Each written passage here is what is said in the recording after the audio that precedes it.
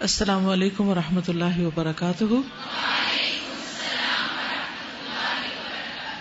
کیا حال ہے سب کا؟ آج تو خوب رحمت کی بارش ہو رہی ہے، الحمدللہ۔ اللہ کرے کہ رمضان کی رحمتیں ہم سب سمیٹ سکیں۔ آج ہم انشاءاللہ دیکھیں گے رمضان و لیلۃ القدر، شب قدر کے بارے میں۔ نحمدہ ونصلی علی رسولہ الکریم، اما بعد فاعوذ باللہ من الشیطان الرجیم، بسم اللہ الرحمن الرحیم۔ رب اشرح لی صدری ویسر لی امری واحلل عقدۃ من لسانی یفقہوا قولی۔ لیلۃ القدر انتہائی سعادت کی رات ہے۔ اسی رات قرآن مجید نازل ہوا جو انسانوں کی ہدایت کا ذریعہ ہے۔ لیلۃ القدر خیر من الف شہر، لیلۃ القدر 1000 مہینوں سے زیادہ بہتر ہے۔ یہ رات طلوع فجر تک سراسر سلامتی کی رات ہے۔ اس رات کی فضیلت میں پوری سورۃ القدر نازل ہوئی۔ اس رات کو تلاش کرتے ہوئے آخری عشرے کی طاق راتیں عبادت میں گزاری جاتی ہیں۔ اس رات میں جبریل علیہ السلام اور فرشتے خیر و برکت اور رحمت کے ساتھ اترتے ہیں، جو تعداد میں نہایت کثیر ہوتے ہیں، بہت زیادہ ہوتے ہیں۔ حضرت ابو ہریرہ سے روایت ہے کہ نبی صلی اللہ علیہ وسلم نے فرمایا، ان الملائکۃ تلک اللیلۃ فی الارض اکثر من عدد الحصى، بلا شبہ اس رات کو زمین میں فرشتوں کی تعداد کنکریوں کی تعداد سے بھی زیادہ ہوتی ہے۔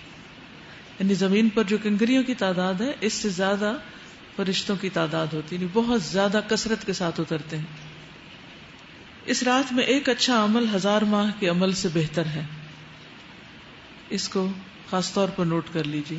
اس رات میں ایک اچھا عمل، یعنی آپ تسبیح کریں، حمد کریں، اللہ کا ذکر کریں، کوئی بھی صدقہ خیرات کریں، نماز پڑھیں، تلاوت کریں، کوئی بھی اچھا کام آپ کریں عبادت کا، تو وہ عام دنوں میں کرنے سے کہیں زیادہ بہتر ہے، یعنی 1000 ماہ کے عمل سے بہتر ہے۔ حضرت انس بن مالک سے روایت ہے کہ رمضان آیا تو رسول اللہ صلی اللہ علیہ وسلم نے فرمایا، یہ مہینہ جو تم پر آیا ہے اس میں ایک ایسی رات ہے جو 1000 مہینوں سے بہتر ہے۔ جو شخص اس رات سے محروم رہا وہ ہر بھلائی سے محروم رہا۔ جو اس رات سے محروم رہا وہ ہر بھلائی سے محروم رہا۔ اس رات کی سعادت سے صرف بد نصیب کو ہی محروم کیا جاتا ہے۔ تو اس لیے پوری کوشش کریں کہ اپنی انرجی کو سیو کریں اس رات کی خیر و بھلائی پانے کے لیے اور اچھے اچھے کام اس میں کرنے کے لیے۔ اصل بات ٹائم مینجمنٹ کی ہے۔ وقت تو ہمارے پاس 24 گھنٹے ہی ہوتے ہیں، پھر ہم نے چناؤ کرنا ہوتا ہے کہ اس کے اندر کون سے کام ہیں جو چھوڑے جا سکتے ہیں، جن کو کٹ ڈاؤن کیا جا سکتا ہے، جن کے بغیر بھی کام چل جائے گا، اور کون سے کام ایسے ہیں جن کو لازمی کر لیا جانا چاہیے۔ تو آپ سب کچھ تو نہیں کر سکتے کیونکہ آپ انسان ہیں، آپ کی لمٹس ہیں، لیکن زیادہ امپورٹنٹ کیا ہے، واٹس موسٹ امپورٹنٹ، تو اس کو آپ لے لیجئے۔ اسی طرح عام مہینوں کے مقابلے میں رمضان کے اس مہینے میں، پھر سارے رمضان کے مقابلے میں آخری عشرے میں، پھر سارے آخری عشرے کے مقابلے میں طاق راتوں میں، اور پھر طاق راتوں میں سے خاص طور پر لیلۃ القدر۔ یعنی آہستہ آہستہ انسان بہت سی غیر ضروری چیزیں چھوڑتا چلا جاتا ہے۔ اگر دیکھا جائے تو پورا رمضان ایک ٹریننگ پیریڈ ہے جس میں انسان کو غیر اہم کو چھوڑنے کے لیے ایک تربیت دی جاتی ہے کہ وہ کس طرح اپنی آخرت پر فوکس کر لیں۔ اب ہم دیکھتے ہیں کہ سارا دن کھائے بغیر بھی گزارا ہو رہا ہے نا، سارا وقت پانی پیے بغیر بھی گزارا ہو رہا ہے، اور بہت زیادہ بہتر فیل کر رہے ہیں پہلے سے۔ اسی طرح اور کئی کام ہیں جو ہم نہیں کر رہے رمضان کی وجہ سے، تو کام چل رہا ہے۔ اس کا مطلب یہ ہے کہ بعد میں بھی بہت سی چیزیں جو ہماری زندگی میں اکٹھی ہو گئی ہیں، غیر ضروری جنک قسم کی چیزیں، ان سب کو ہم مائنس کر سکتے ہیں اور کرنا چاہیے۔ یہی اس مہینے کا مقصد ہے۔ لیلۃ القدر کی تلاش رمضان کے آخری عشرے کی طاق راتوں میں کرنی چاہیے۔ حضرت ابن عمر کہتے ہیں کہ رمضان کے آخری عشرے میں شب قدر تلاش کرو، پھر اگر تم میں سے کوئی کمزوری دکھائے یا عاجز ہو جائے تو آخری 7 راتوں میں سستی نہ کرے۔ ایک ہفتہ جو ہے لاسٹ ویک، اس میں سستی نہ کرے۔ شب قدر کی راتوں میں قیام کرنا گناہوں کی بخشش کا باعث ہے۔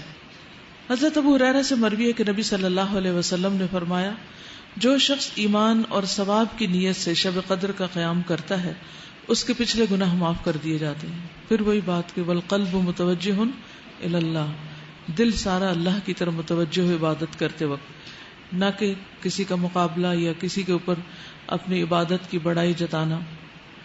اجتماعی عبادت کی صورت میں کسی بھی قسم کے شور ہنگامے، یعنی جیسے لوگ مسجدوں میں اکٹھے ہوتے ہیں یا گھروں میں اکٹھے ہو جاتے ہیں کہ مل کے عبادت کر لیتے ہیں تاکہ اگر نیند آئے تو ایک دوسرے کو سپورٹ دیں اور جاگ سکیں.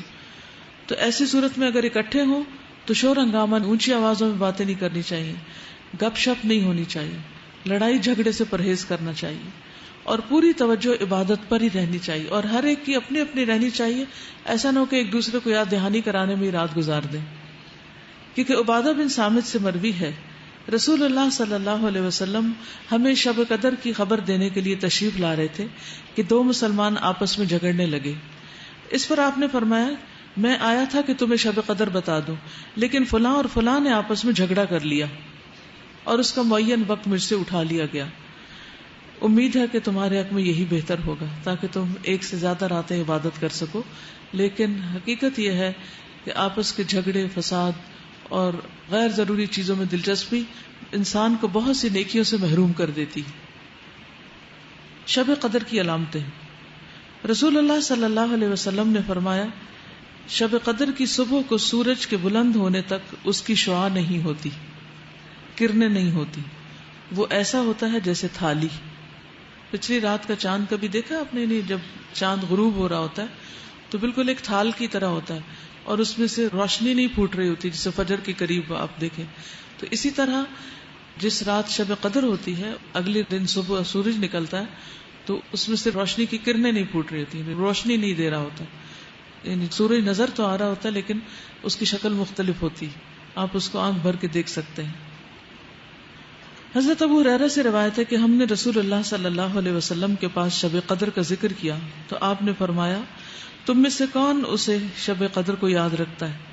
اس میں جب چاند نکلتا ہے تو ایسا ہوتا ہے جیسے بڑے تھال کا کنارہ، یعنی اس میں چاند نصف نہیں ہوتا بلکہ اس نصف کا بھی نصف ہو چکا ہوتا ہے. کنارہ یعنی کہ بالکل باریک ہو جاتا ہے.